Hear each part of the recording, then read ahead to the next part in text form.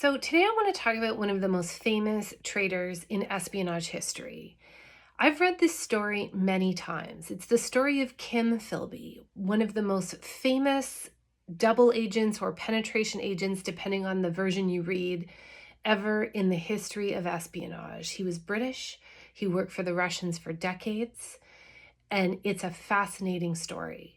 The reason I've really struggled to make this video is because I feel there are a lot of lessons in this story, but I'm never exactly sure what they are.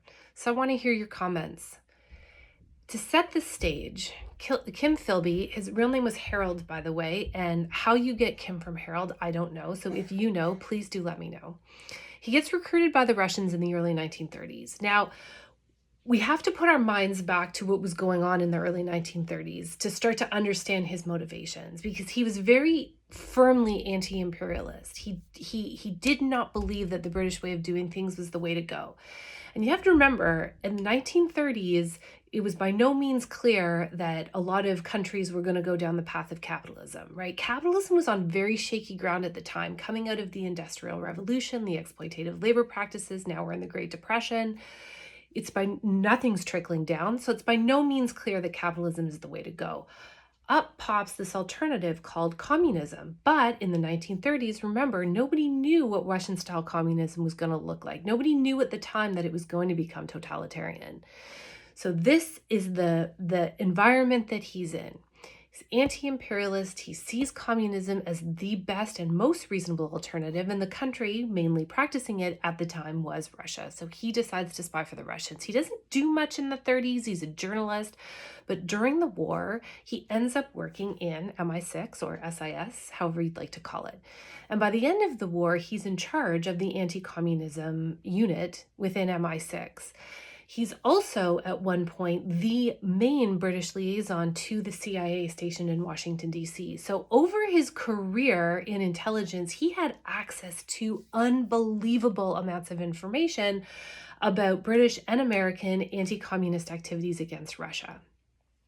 He passed them a boatload. He passed them a ton of really valuable information. He compromised ops all over the place. And because it's espionage, let's not sugarcoat it, some of the information that he passed resulted in loss of life. So his career, he starts to get suspected of stuff.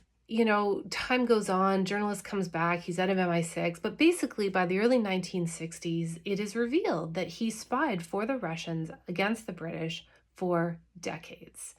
Now, the theory is the British then, the establishment, let him go to Moscow because they want to avoid a messy trial, and because a lot of higher establishment people refused to suspect Philby of committing treason and were embarrassed. So he ends up in Moscow, stays there for the rest of his career. He's under huge suspicion by the KGB, and of course he would be, because they don't know if they can trust him. I mean, this is a guy who committed treason against his own country, but eventually they give him some duties, and he trains some, Soviet KGB people and helps them seed disinformation because he's a native English speaker, and then he dies in Moscow in 1988. So that's the broad brush of his story. By the time he died, he never expressed regret at what he had done, because he believed to the end that he made the right choice in helping the Russians. But what's really interesting is he did not love the Russian system. His wife said, his last wife, his Russian wife, that at the end he still believed in communism, but didn't think that it had played out well in Russia. So here's a guy who gave up any chance of a regular life. I mean, there's no way. The kind of psychological pressure that he lived under for decades, doing the kind of spying that he did, and you read the files that he worked on and the people he interacted with, the psychological pressure must have just been incredible.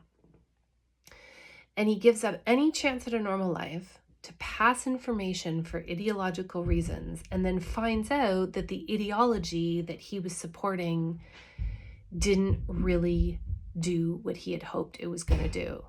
But the cognitive dissonance of saying, oh, I shouldn't have spied and I shouldn't have sent these people to their deaths, it was too much. right? So to the end, he couldn't, that cognitive dissonance would have killed him. So he had to stay and say, oh yeah, I kind of did the right thing, but not.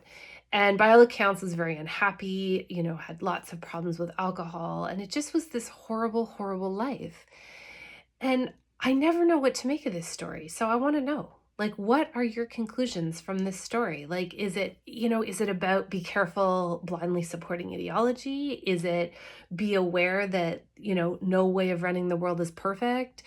Um, you know, like, how do you do it? How do you say I want the world to be a better place and then find out that the way you've decided to help make the world a better place actually made it horrible for millions of people? I don't know the answers, but it's a really interesting story, and I do think there's stuff to learn in there. So please share your comments and your thoughts. I'd love to know if you have any questions as well. There are lots of books on Philby, really, really good ones. I've probably not done it justice in a 5-minute video, but in any case, let me know what you think. Otherwise, hope everyone's doing well.